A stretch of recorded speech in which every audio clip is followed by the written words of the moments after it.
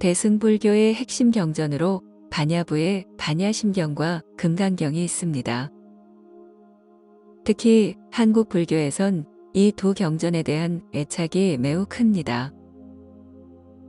반야심경과 금강경을 이해하기 위해서는 단 한 글자로 되어 있는 공을 알아야 합니다. 반야심경은 공을 직접적으로 다루고 금강경은 공을 언급하지는 않지만 공의 모든 포커스를 맞추고 있습니다. 그렇다면 공이란 무엇일까요?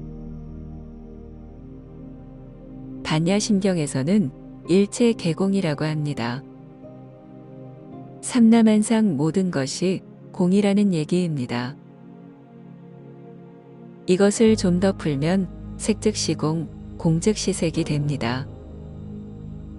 보고 듣고 느낄 수 있는 모든 것들이 공이라는 것이지요.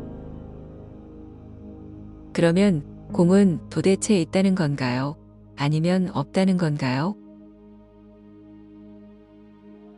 연필을 하나 예로 들어보겠습니다. 이건 불교 용어를 빌리면 색입니다. 색을 쉽게 말하면 유입니다. 그런데 불교에서는 색을 가리켜 공이라고 합니다. 그러면 공은 색이면서 동시에 유라는 얘기가 됩니다. 하지만 공을 유라고 보면 아마 죽비로 한 대 얻어맞을 겁니다. 그러면 공은 아무것도 없는 무라는 걸까요? 그런데 공이 무라면 구태여 복잡하게 공이라는 글자를 채택하지 않았을 것입니다. 뜻이 분명한 무 대신 모호한 공으로 표현할 이유가 없으니까요.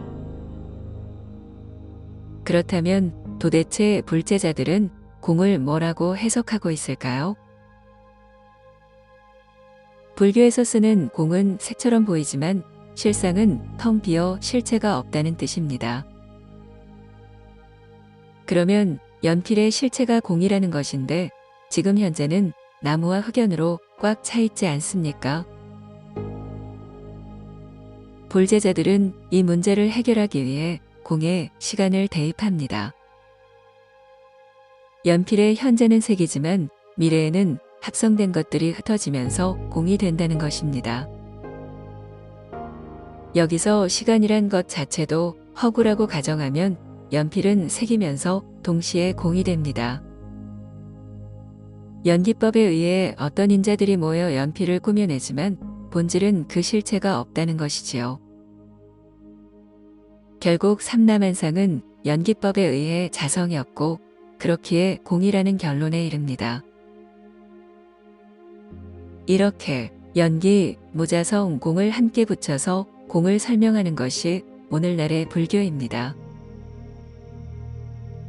이제 나의 문제로 돌아와 봅시다. 연기법에 의해 잠시 합성된 것들이 모여 나를 이루고 있고 그래서 나라고 할 것이 없습니다.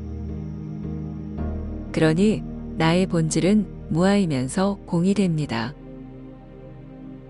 이런 이유로 불교에서는 자성이 공하다는 사실을 아는 것을 깨달음이라고 합니다. 이때 공한 자성을 참나나 불성으로 보면 힌두교, 무아로 보면 불교가 각각됩니다. 어찌되었든 불제자들은 하나같이 자성이 공하다는 사실을 확인하고자 수행에 매진하고 있는 것이지요. 그렇다면 자성이 정말로 공할까요? 지금 화면에 보이는 연필의 자성이 정말 공하나요? 연필은 나무와 흑연으로 속이 꽉 차 있습니다. 이것을 공으로 보기 위해서는 연기법을 이용해 소립자로 쪼개야 합니다. 소립자들이 합성해서 연필을 구성하고 따라서 그것들의 인연이 다 되어 흩어지면 연필은 존재하지 않습니다. 그런데 이런 이유로 연필이 공하다고 하면 이건 철학도 아니고 논리도 아니고 그렇다고 신앙도 아닌 그냥 허무주의 개똥 철학에 불과합니다. 유학자들이 불교의 공이론을 보다가 그 미천함에 혀를 내두른 이유도 여기에 있습니다. 더군다나 초등학생의 지성으로 봐도 수준이 한참 떨어지는 연기, 모자성 공을 가지고 첨단 과학 문명의 시대에 설을 풀고 있으니 이 얼마나 황당한 일이겠습니까? 연필을 다시 한번 볼까요? 이것이 뭘까요? 이게 연기법에 의해 자성이 없는 공으로 보입니까? 이걸 공으로 보기 위해 연기법을 뇌리에 우겨넣고 그것을 신앙하느냐고 얼마나 애쓰고 있으신가요? 연필이 먹고의 답을 얻는 데에 연기법이나 무자성 같은 건 전혀 필요치 않습니다. 연필은 있는가 아니면 없는 것인가? 이렇게 유와 무로만 공부하고 그 답을 내면 됩니다. 연필을 유로 확신하니까 그것을 어떻게든 부수기 위해서 연기법과 무자성을 동원하는 것입니다. 연필을 물어보면 연기, 무자성, 공과 같은 낯뜨거운 풀이를 할 이유가 없겠지요. 그럼 연필이 무인가요? 연필이 어떻게 무가 되겠습니까? 그럼 연필이 유가 확실히 맞나요? 연필이 유가 되면 삼라만상 자체가 존재할 수 없습니다. 왜냐하면 자존의 원리에 위배되기 때문입니다. 그렇다면 연필은 과연 뭘까요? 지금 우리가 살고 있는 3차원은 유와 무로 갈라진 것처럼 보이는 세상입니다. 4차원에서 보면 유와 무는 결코 나누어지지 않습니다. 현대 물리학에서 보여주는 상태 중첩보다도 더 유와 무에서 자유롭게 됩니다. 여기서 더 올라 5차원에서 대상을 보면 어떻게 비출까요? 유와 무의 자유롭다는 표현 자체도 우스꽝스럽게 됩니다. 왜냐하면 유와 무란 건 애초부터 존재하지 않기 때문입니다.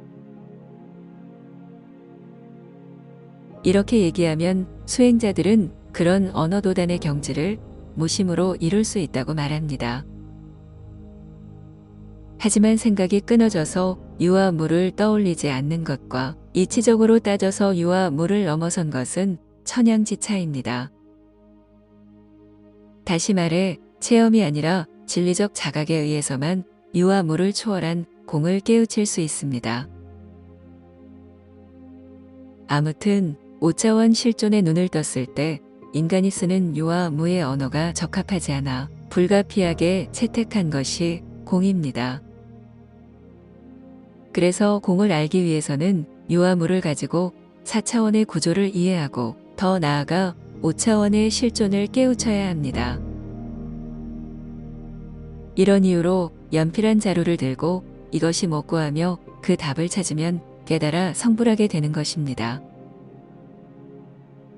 그렇지 않고 연기법을 가지고 무자성을 만들어 공을 이해하려 하면 이는 세존의 가르침에 위배될 뿐더러 인류의 지성에도 역행하는 오를 범하게 됩니다. 사실 세존이 언급한 연기법이란 수행자들의 짐을 덜어주기 위한 일종의 방편입니다. 가령 등산을 할 때 불필요한 짐을 내려놓는 게 좋듯 수행자들 역시 착을 줄이기 위해 연기법을 숙지할 필요가 있습니다. 연기법을 이해하는 만큼 심신은 가벼워질 테니까요.